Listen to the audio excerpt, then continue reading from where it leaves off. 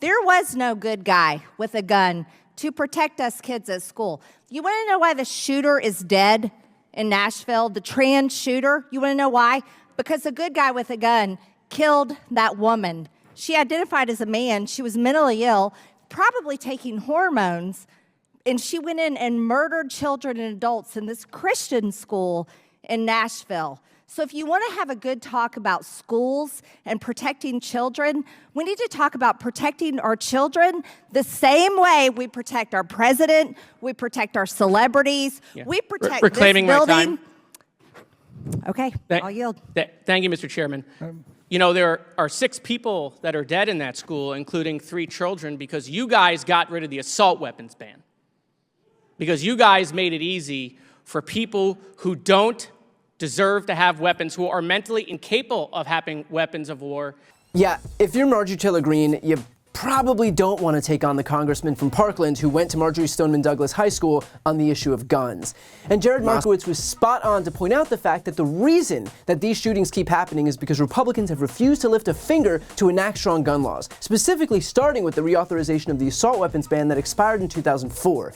Here's a graphic that you might find interesting. The red line is when Republicans refused to extend the national assault weapons ban. Notice anything that happened after that? So we can pretend that it's the doors, the video games, the lack of prayer, the unsecured schools, the absence of the nuclear family, but all of that is just an excuse to cover up what we can all see with our own eyes, that weak gun laws equal more gun crimes. And in case one chart wasn't enough for you, here's another one. Here's a chart of the gun-related homicide rate per 100,000 people. Can you find the United States? There it is, way off to the right, 18 times higher than the average rate in other developed countries. Here's another chart showing the prevalence of mass shootings in the U.S. relative to the rest of the world. No other nation saw more than 8 incidents over the last 22 years, while the United States had over 100, with almost 2,000 people killed or injured. And guess what we have that no other country has? It's not a monopoly on mental health issues, or godlessness, or doors. It is the guns. Going back to the hearing, Greene boasts that the reason that the shooter in Nashville is dead is because good guys with guns came in. Except that was only after 6 people were killed. Is that a win? Is that something to brag about? Thank God we had a good guy with a gun there, because otherwise this would have been a tragedy. Here's an idea, way out of left field. Maybe we make it difficult to get a gun before a shooter has made their way into a school and killed 6 people. Maybe we try to stop these massacres before they happen for once, instead of pretending that having killed them only after they've destroyed a community is something to brag about, because nothing about what happened in Nashville is good. And of course, Republicans will offer up a slew of excuses. Bad guys will still get their hands on guns. First of all, bad guys will always do bad things, but we still have laws. We still try. We still do drug busts. We still have speed limits. We still enforce sex trafficking laws. Amazing how this futility only applies when it's about a Republican priority. How quick they are to throw their hands up when doing so aligns with their political agenda. And just as a quick aside, because this is pretty inconsequential as far as this whole issue is concerned, notice how Marjorie Taylor Greene makes the shooter's gender identity the focal point here. There have been hundreds of mass shootings in the last few years. All of 3 of them were committed by someone who identifies as trans. But look, if we're going to focus on identity, let's consider how many of them identified as far right. Here's a statistic you might find helpful. Right-wing extremists committed every ideologically driven mass killing identified in the U.S. in 2022. Every single one last year. So if Marjorie Taylor Greene wants to score some cheap political point by pointing out the shooter's identity, then she should also own the fact that virtually all other shooters identify as having the same political ideology as she does. But here's the most important point here. Republicans will give these excuses because at the end of the day, the truth is that they're not going to do anything to stop these mass shootings. Need proof? Here you go. When we start talking about bans or challenging on the Second Amendment, I think the things that have already been done have gone about as far as we're going to with gun control. And I think with respect to any discussion of legislation, it's premature. There's an ongoing investigation, and I think we need to let the facts come out.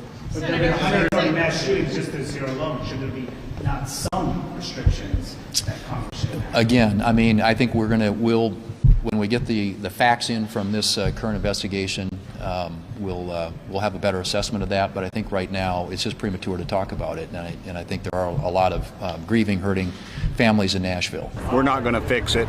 Criminals are going to be criminals, and my daddy fought in the Second World War, fought in the Pacific, fought the Japanese, and he told me, he said, buddy, He said, if somebody wants to take you out and doesn't mind losing their life, there's not a whole heck of a lot you can do about it. Okay, let me just warn you, I'm going to answer it. You're going to walk with me, you talk about new movies, you talk about your life, you talk about what you're doing for Easter, anything else. So why would you have questions about it? We're not going to work right now. This is nothing about it. Well, can you give us your thoughts on Nashville, what happened, and what they hold There's obviously a grieving community there. There's obviously a question. Okay, let me ask you guys a question. Yes. Do you believe what I tell you? Well, What did I say on the way out? We don't believe anyone. I didn't actually hear you on the way out. What did you say on the way out? She don't listen. You're just asking. No, it's not. Listen, I That last one was Kevin McCarthy, and I just want to repeat the words that he said verbatim. We can talk about new movies, we can talk about your lives, we can talk about what you're doing for Easter, anything else. That's how badly he'd want to talk about what happened in Nashville. These people are elected to keep Americans safe, and yet they're making the conscious decision not to because A, they need to pander to their rabid far-right base that has been conditioned to think that every living organism needs an AR-15 in its hands, and B, they don't want to lose those gun lobby donations. Let's be clear here, Republicans are owned by the gun lobby. Look at the party split in donations from gun rights groups. $4.6 million to Republicans, $15,000 to Democrats. The top 20 recipients of gun lobby money in the House are all Republicans, and the top 20 recipients of gun lobby money in the Senate are all Republicans. These people are paid not to care. So we're never going to be able to convince these people to do the right thing because they're not acting out of principle, they are acting out of self-preservation, out of greed. Principle plays no role in this. They can't be shamed because they have no integrity.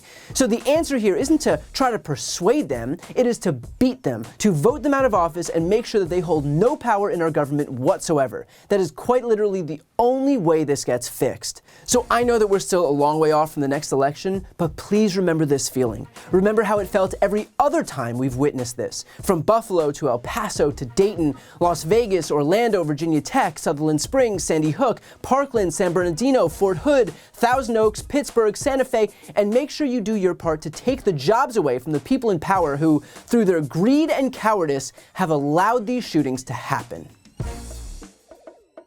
Before you go, a quick announcement. I've started a Spanish YouTube channel. Democrats desperately need to be able to appeal to Spanish-speaking audiences, so this is me doing my part.